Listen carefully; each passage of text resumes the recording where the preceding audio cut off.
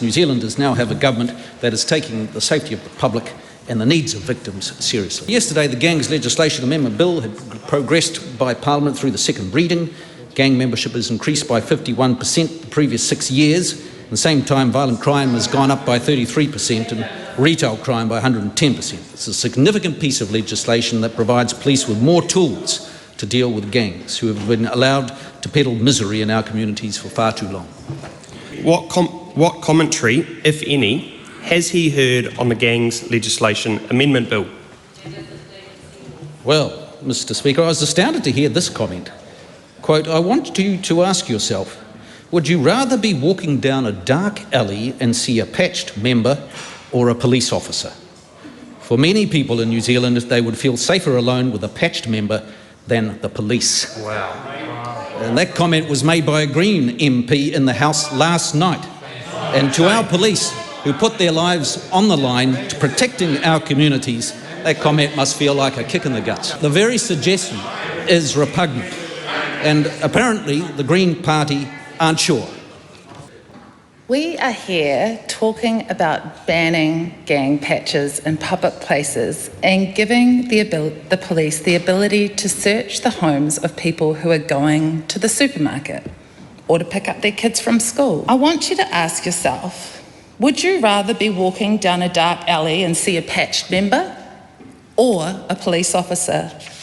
For many people in New Zealand, they would feel safer alone with a patched member than the police. Ah, geez, oh my giddy aunt. What are we actually looking at here? We just heard from a previous Green Party speaker that most New Zealanders would prefer to walk into a dark alleyway and come across a patched member than a police officer. You know, this is the parallel universe we're dealing with here. Some of us come out of the community and then into Wellington and hear these debates. Well, if the Green Party are convinced of that, they should test that by way of public opinion. They should put that out as a postcard or an email as to what New Zealanders, who they'd prefer to walk into down a dark alley.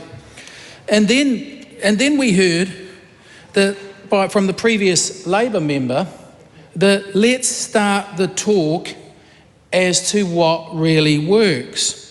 And something about let's have a conversation.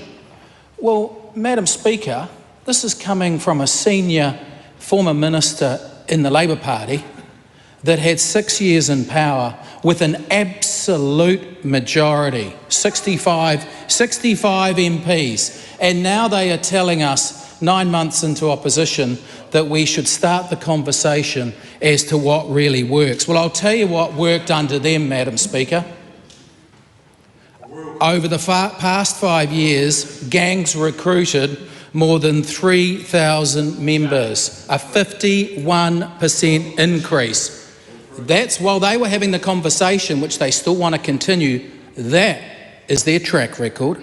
At the same time, we have seen a significant escalation in gang-related violence, in public intimidation, in shootings, with violent crime up 33%, retail crime, youth crime, and they say, show us your evidence. Well, I think I'm quite happy to come out with all the empirical evidence that's been well tabled and well released by the New Zealand Police. But again, oh no, let's not elevate the police, let's elevate the status of gang members. That is the whole modus operandi of over the way, elevating the status of gang members. They haven't told us, and perhaps we need to ask them, how they got those patches, that these people across the way, Labor, Greens, Te Pāti Māori, are happy to defend. Elevate the status of people who have only peddled misery in our communities. They had their chance.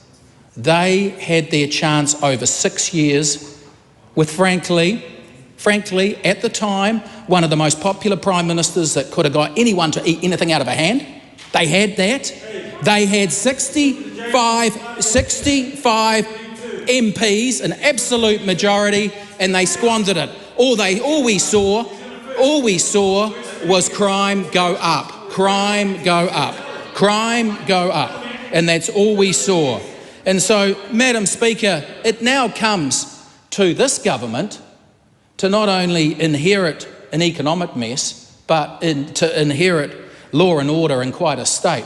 And they say, oh, you're just doing this for political reasons. No, our agenda, whether it's economic, law and order, health and education, guess what? When you do the polling, Labor does the polling too.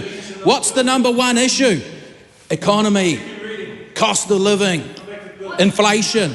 Number two, law and order, health and education. Okay, well, let's talk about the bill then.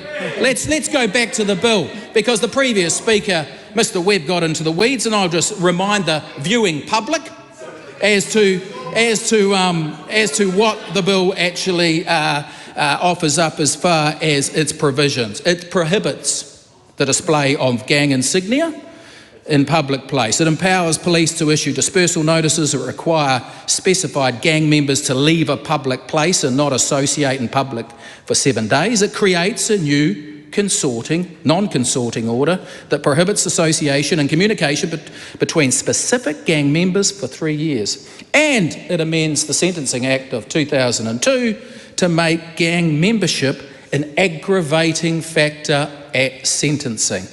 This is something that New Zealanders want us to crack down on up and down the country. The Green Party, the opposition, think that New Zealanders would rather walk into a dark alley and come across a patched member than a sworn constable.